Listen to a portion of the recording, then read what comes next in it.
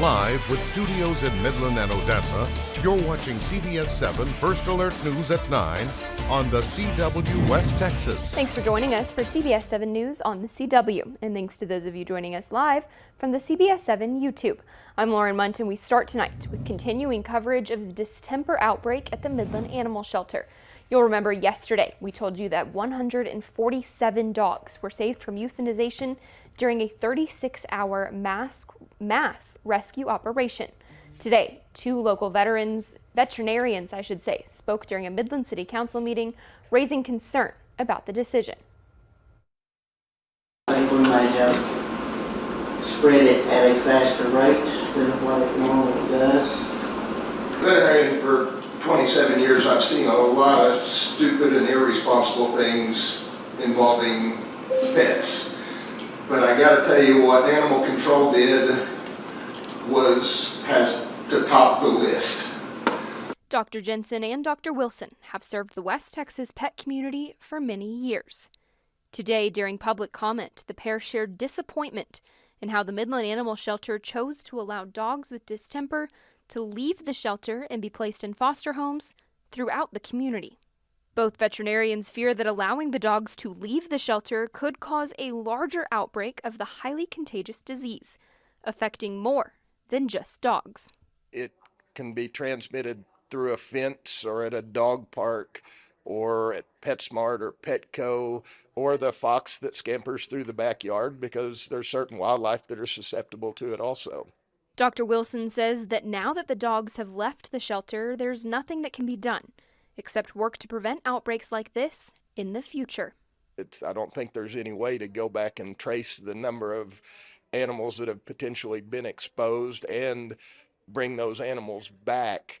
And unfortunately, it's been proven that it can be transmitted for up to 4 months in an infected animal. In previous interviews with CBS7, Fix West Texas told us that research was done before making the decision to allow the dogs to enter foster homes. Got on the phone with some national organizations, some universities that specialize in shelter medication, and we kind of got a plan together. We talked with the city, and we set up a plan to get out there and get as many in foster homes as we could. Even though there's no cure for distemper, the dogs that are in the low and medium range can still be around other dogs as long as they have proper vaccinations. There is a vaccination that will prevent distemper, and it's just one shot even increases their immunity to about 80%. So if you have animals that have not been vaccinated, you can come to Fix West Texas. Fix West Texas added today in a statement to CBS7, quote, "We stand by our decision to follow the guidance of one of the top shelter medicine programs in the United States," end quote. The City of Midland says they are not yet ready to comment on the statements from the veterinarians, but we will, of course, continue to keep you updated as the situation develops. The Hispanic community, as well as many others across the area, are mourning the loss of radio host for Q108, DJ Johnny.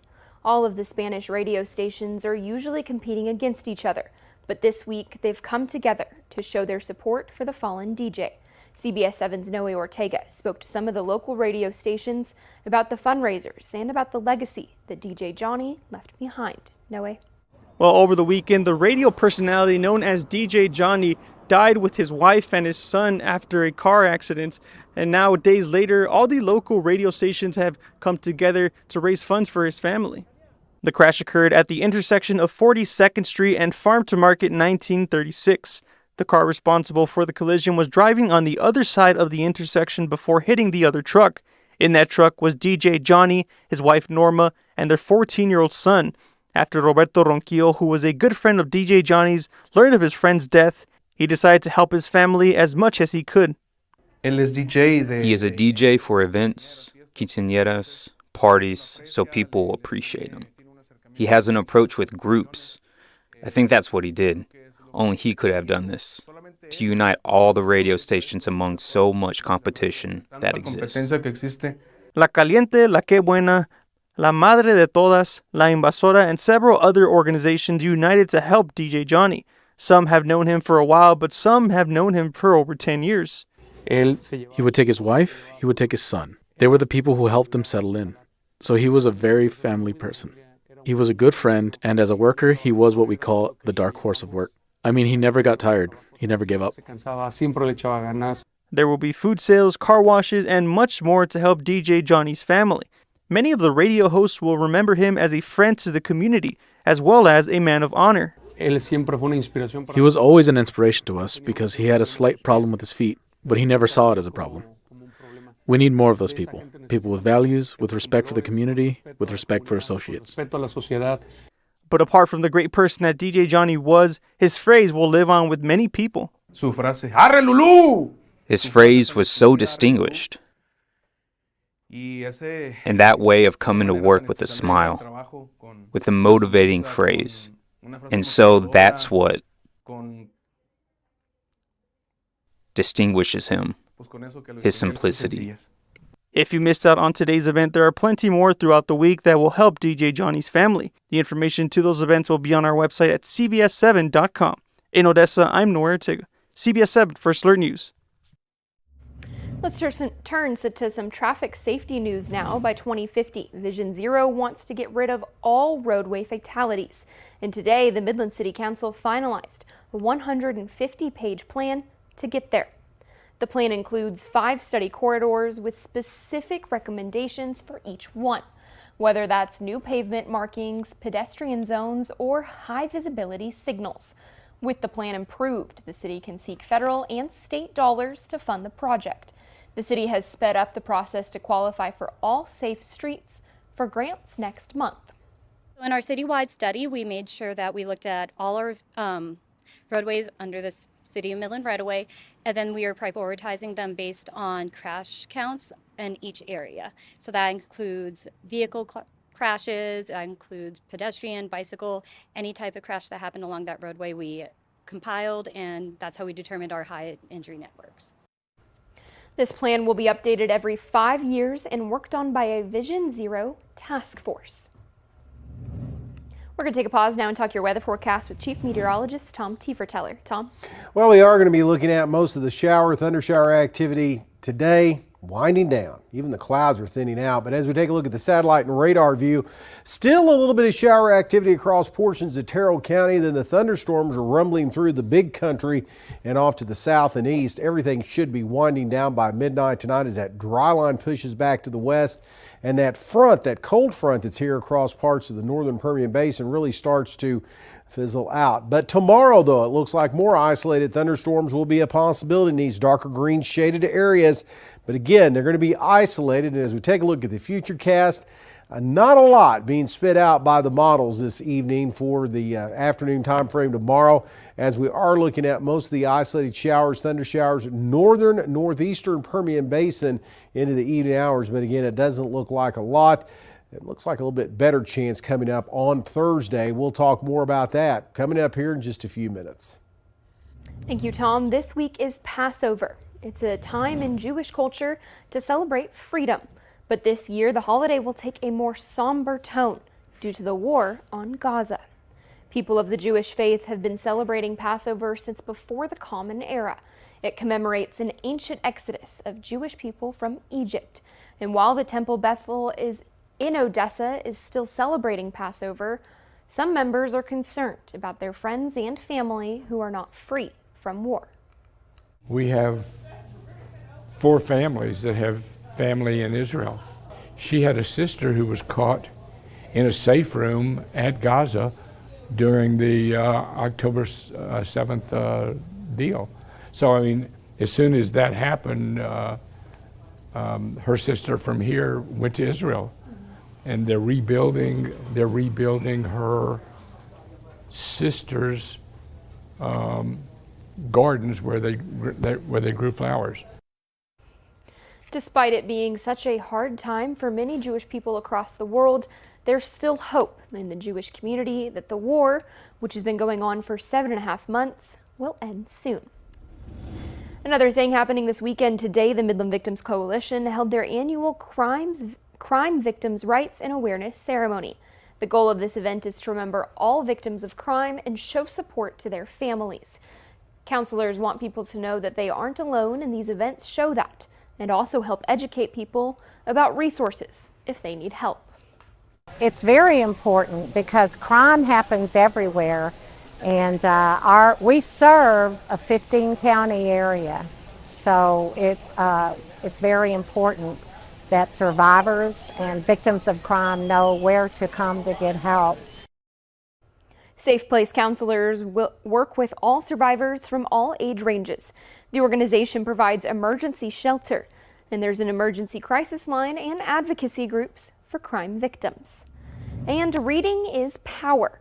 This phrase served as an umbrella for all the information given at today's Literacy Summit. It was hosted by the Literacy Coalition of the Permian Basin. 1 out of 3 adults in the Permian Basin read below a 2nd grade level, which is why events like this are important for raising awareness on local literacy issues and providing resources to those in need. There's a lot of education type training. There's not a lot of literacy specific training. And so every 2 years we want to get everyone together and have some continuing education on health literacy, financial literacy, early childhood, adult. There's a lot of components to what literacy really falls under. For some literacy resources and more statistics, you can go to our website, CBS7.com. Let's talk some local sports news now. The Midland Bulldogs and Odessa Broncos had a long weekend. Friday night's game carried over into Saturday, and it went 23 innings. Now, according to Max Preps, that is the longest baseball game in Texas high school history. Coaches and players are happy to be a part of a game that should be talked about for a very long time. To get that win, all that did for us was even up the series. And then, we had to go play 8 more innings to win the series. And it was a thrilling day. It was an exhausting day. I'm proud of the guys. But as far as the history goes, that wasn't a big focus of ours. They got a great story to tell for the rest of their lives. And when they get together with their teammates, when they get older and at reunions, they'll be able to talk about it and laugh about it and all that. Something good has to come out of 23 innings and a loss, competing like that. So that's where we're building off of, and that's what we'll go through these next couple of days, and hopefully we're ready to go this weekend. Obviously, we wish we were on the other end of the outcome, but to see our boys compete for that many innings for that long of a time was fun to be a part of. It was good. Final score of that game, by the way, 4-3, with the Bulldogs taking the lead. And again, they played a second game right after that also went into extra innings. Midland High will continue their season when they face Permian in a couple of days. Odessa will then go up against Legacy and open a 3-game series on Thursday. Still ahead, 142 migrants were released from prison after a Texas judge said there was no probable cause for them to be held. We've got the story next in your News Across Texas here on CBS 7 News at 9.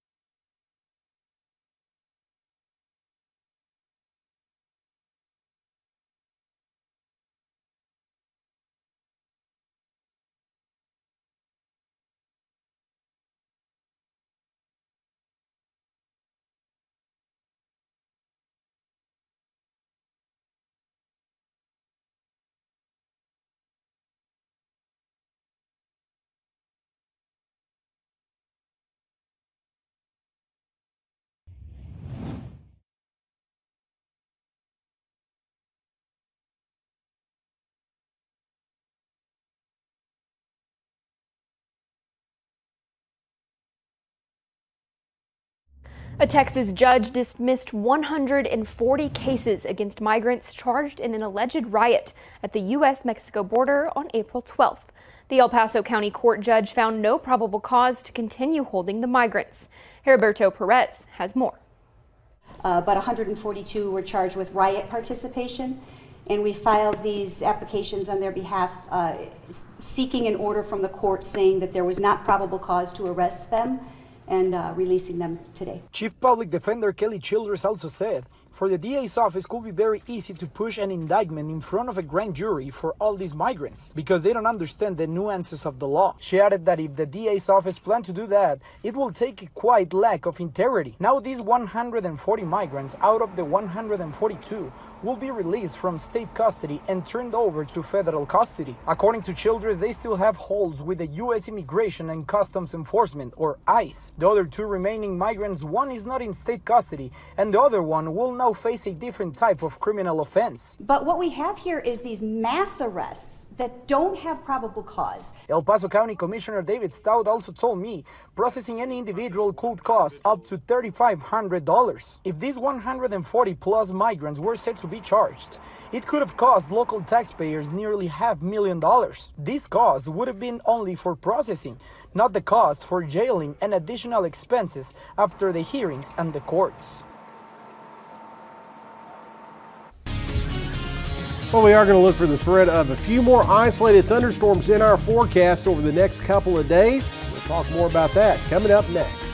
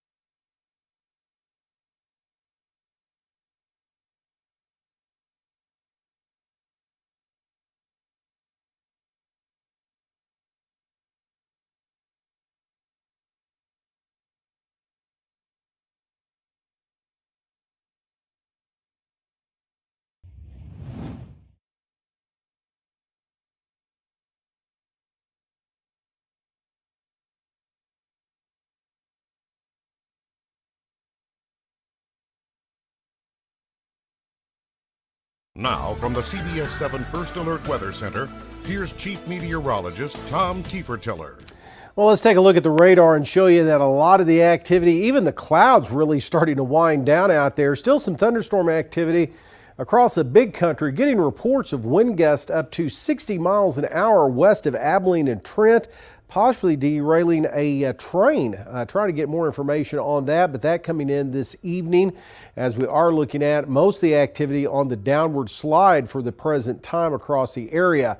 But it'll be back because we have a dry line setting up. You can see that stuff firing up along it and scooting off to the east. Probably see the same thing tomorrow as we're going to get some pretty good daytime heating for this time of the year thanks to this ridge of high pressure. Then looking further off to the west, another storm system starting to churn here. That's going to start to affect us on Thursday as it's going to bring a cool front into the area, Pacific cool front. So no big time cooling associated with it, but increasing the severe weather threat for parts of West Texas on Thursday and then clearing out after that. Right now across the state, only action left is in the big country there with a couple of showers down across portions of Terrell County, really about it. Everything formed up on that dry line. It's now hustling back to the west. This front, it's kind of pulled up stationary and expecting it to really not be a player in the weather tomorrow, as again everything's going to be right along this dry line. We'll see if this intersection of the front and the dry line may serve as a focus for a few thunderstorms to develop, though, or what's left of that front. As you can see, we saw intense daytime heating today all the way up to 96 in and around the Presidio area. Futurecast showing that by tomorrow morning, some low cloudiness to start the day across the area, but that will dissipate rather quickly. And by tomorrow afternoon, that dry line is going to be on the move. So again, the favorite area for an isolated thunderstorm or two will be across parts of the northern Permian Basin. This model not too active with anything, but it's been going back and forth, so we'll have to wait and see what happens with it tomorrow. I think a better chance is coming our way on Friday, especially late, as we'll see those thunderstorms along that front start to develop and push off to the east. But again, the best chance is going to be off to the northeast. Again, very isolated stuff for tomorrow afternoon. Rest of tonight, we'll see those temperatures into the upper 50s across the area, so pretty quiet. And then tomorrow, an isolated thunderstorm possible central northern Permian Basin. Can't really rule one out across the lower Trans-Pecos either and back towards the mountains, but they'll be very isolated, as it's going to be another warm to hot one out there across the area. That front rolls through with another thunderstorm chance coming up on Thursday, and then we'll see plenty of wind behind that front and some of that lasting into the weekend with just slightly milder temperatures.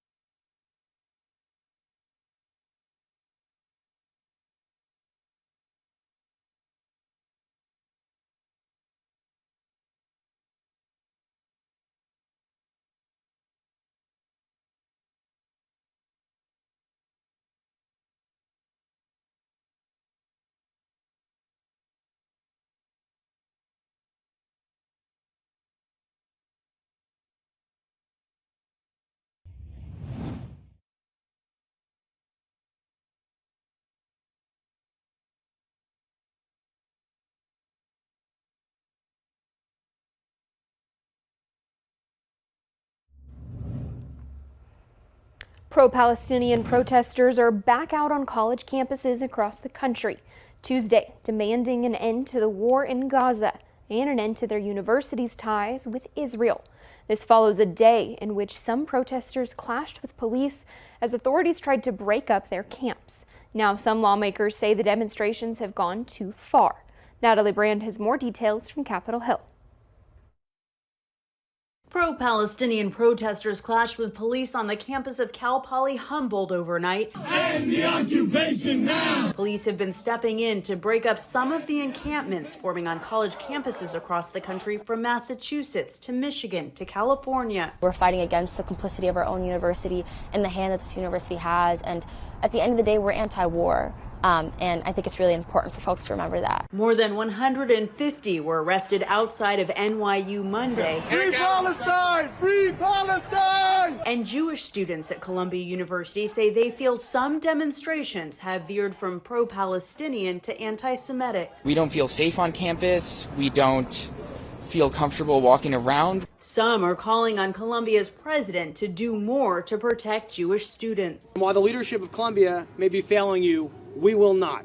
We will do everything in our power to keep you safe. Lawmakers on Capitol Hill have also raised concern about anti-Semitism on campuses. The inability of college presidents and leaders in various states and communities to get a handle on it is frustrating. It seems cowardly, if not actually somewhat supported. It comes as Congress is poised to send billions of dollars in military aid to Israel. The time has come to finish the job, to help our friends abroad once and for all. Israel did not and does not have the right to go to war against the entire Palestinian people, which is exactly what it is doing. The foreign aid package also includes billions in humanitarian assistance for Gaza. Natalie Brandt, CBS News, Capitol Hill.